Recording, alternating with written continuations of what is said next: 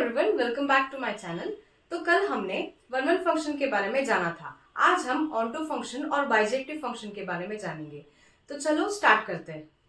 तो कल के वीडियो में हमने वन वन फंक्शन डिस्कस किया था। आज के इस वीडियो में हम क्लासिफिकेशन ऑफ फंक्शंस का second type onto function discuss करने वाले हैं। तो ऑनटू फंक्शन कहता क्या है? A function f from a to b is said to be onto if range of function is equals to codomain of a function. बहुत easy है। अभी कोडोमेन ऑफ अ फंक्शन क्या होता है? Set B itself is codomain, right? Set B के सारे elements को हम कोडोमेन मानते हैं। अभी रेंज का मतलब क्या होता है? रेंज का मतलब वो होता है सेट बी के ऐसे एलिमेंट्स जो एलिमेंट्स ऑफ ए के साथ पेयर्ड अप हो। अभी मान लो यहाँ पे ए बी एसोसिएट होके रखा है, B B and C B, ये तीनों रेंज सेट में आने वाले हैं। तो अगर range set is equal to codomain हो गया तो उन फंक्शंस को हम ऑनटू फंक्शंस कहते हैं। अभी देखो यहाँ पे 1 2 ए के साथ मैप हो रहा है, 3 बी के साथ, 4 सी के साथ। तो रेंज सेट में सारे एलिमेंट्स आएंगे, बी के सारे एलिमेंट्स आ रहे हैं and hence range of f1 is equal to codomain of f1 and hence this is an onto function. Next example देखिए। अभी 1 ए के साथ पेयर हो रहा है, 2 और 3 बी के साथ पेयर हो रहा है और 4 सी के साथ पेयर हो रहा है। अभी कोडोमेन के एलिमेंट्स कौन कौन है? ए बी सी।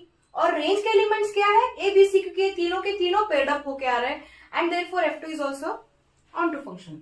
अभी f3 के एग्जांपल को देखते हैं। अभी यहाँ पे देखिए, one can observe that set B के एलिमेंट्स में सिर्फ A and B paired up हो रखा है, सी यहाँ पे पेयर्ड अप नहीं है।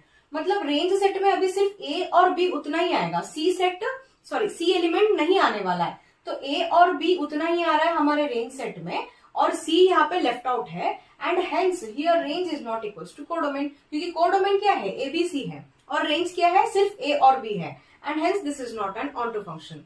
लास्ट एग्जांपल देखते हैं। यहाँ पे देखो 1 2 3 4 ए बी सी, 1 ए के साथ एसोसिएट हो रखा है, 2 बी के साथ, 3 सी के साथ, 4 तो कुछ एसोसिएशन ही नहीं है। तो यहाँ पे 4 मतलब डोमेन का एक ऐसा एलिमेंट है जो एसोसिएट नहीं हो रखा है, तो it is not a function. जब फंक्शन ही नहीं है तो यहाँ पे ऑनटू का बात हम नहीं कर सकते। तो चलिए हम मैथमेटिकली ऑनटू फंक्शंस को जानते हैं। यहाँ पे लिखा क्या गया है? f from a to b is said to be onto if for each element in b there exists at least one element of a such that f of a is equals to b।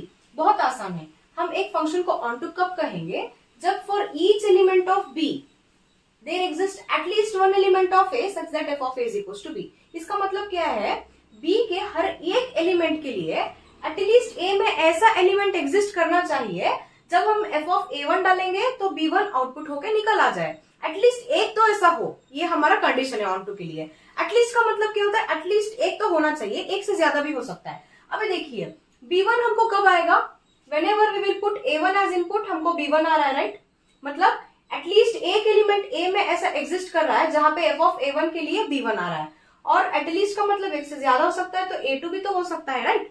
जब मैं f of a2 डालूंगी तो output b1 आ रहा है and in such cases मतलब इसका मतलब यही होता है कि हर एक एलिमेंट ऑफ b के लिए ऐसा एक a एग्जिस्ट कर जाए, ऐसा एक a में एलिमेंट एग्जिस्ट कर जाए जिसके लिए f of a b हो जाए। I hope you are getting. अभी देखिए b2 के लिए एटलीस्ट एक ऐसा एलिमेंट है a में जो f of a3 डालने पे हमको क्या आ रहा है?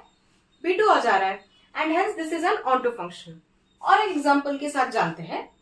यहाँ पे देखिए b1 के लिए एटलीस्ट एक ऐसा एलिमेंट एग्जिस्ट कर रहा है a में जहां पे f of a1 करने पे हमको b1 आ जा रहा है एंड सिमिलरली b2 के लिए at least one element is existing in a जहां पे f of a2 करने पे हमको b2 आ जा रहा है and same goes for b3 के लिए एटलीस्ट एक ऐसा एलिमेंट एग्जिस्ट कर रहा है जहां पे f of a3 करने पे b3 आ जा रहा है। समझ लो b4 भी यहाँ पे एक्स्ट्रा है जो किसी के साथ एसोसिएटेड नहीं है। अभी b4 के लिए a में ऐसा कोई भी एलिमेंट है ही नहीं जो इस पे f ऑफ कुछ डालने पे हमको b4 आउटपुट आ रहा है। मतलब b4 इज लेफ्ट अलोन। जब b4 ऐसा छूट जाता है then in such cases it is not said to be onto. I hope it is clear to you guys. तो हमारा आज का लास्ट टॉपिक है बाइजेक्टिव फंक्शन। बाइजेक्टिव फंक्शन क्या होता है? A function which is both one one and onto. Such functions are said to be bijective. मतलब कोई फंक्शन वन वन भी हो रहा है और ऑनटू भी हो रहा है, वैसे फंक्शंस को हम बाइजेक्टिव कहते हैं। मान लो कोई फंक्शन सिर्फ वन वन है और ऑनटू नहीं है, या कोई फंक्शन सिर्फ ऑनटू है और वन वन नहीं है, या फिर कोई फंक्शन दोनों ही वन वन भी नहीं है ऑनटू भी नहीं है, वैसे केसेस में बाइजेक्टिव नहीं होता है। So this is the condition for bijective. Now let us understand this with some examples. यहाँ पे मैंने फंक्शन f1 कंसिडर किया है F1 में आप देख सकते हो कि ये दोनों 1 1 भी है एंड ऑन टू भी है। ये 1 1 क्यों है? क्योंकि जो कोई भी एलिमेंट्स ऑफ बी एसोसिएट होके रखा है ना, उन एसोसिएटेड एलिमेंट्स के यूनिक प्री इमेजेस है। एंड ये ऑन टू क्यों है? Codomain is equals to range, that's why this is onto. तो ये 1 1 भी है as well as it is onto. Therefore this F1 is what? F1 is bijective. Let us come for F2. F2 में क्या हो रखा है? आप देख सकते हो कि B का प्री इमेज यूनिक नहीं है। B के प्री इमेज 2 भी है एज वेल एज 3 भी है। तो ये 1 1 फंक्शन है नहीं। अगर 1 1 नहीं है तो बाइजेक्टिव भी नहीं होगा। क्या ऑन टू है? No, it is not onto as well, क्योंकि यहाँ पे codomain is not equals to range है। Therefore F2 is not bijective. Let us come for F3. F3 में आप देख पा रहे हो कि सेम केस D जो है, यहाँ पे D का यूनिक प्री इमेजेस नहीं है। D का प्री इमेज 4 भी है एंड 5 भी है। Therefore this function is not 1 1 and also this is not on to, then this is not bijective. Let us come for fifth example. यहाँ पे देखिए ये 1 1 तो है, राइट? जो कोई भी एसोसिएटेड एलिमेंट्स है ना B के, सेट B के जो कोई भी एसोसिएटेड एलिमेंट्स है, उन सारे एसोसिएटेड एलिमेंट्स के प्री इमेजेस यूनिक है ना? But this is not onto. ये 1 1 तो है लेकिन ये ऑन टू नहीं है। Therefore this is not bijective again.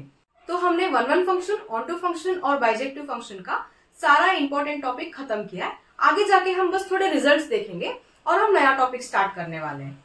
Thank you so much for watching. Like, share and subscribe.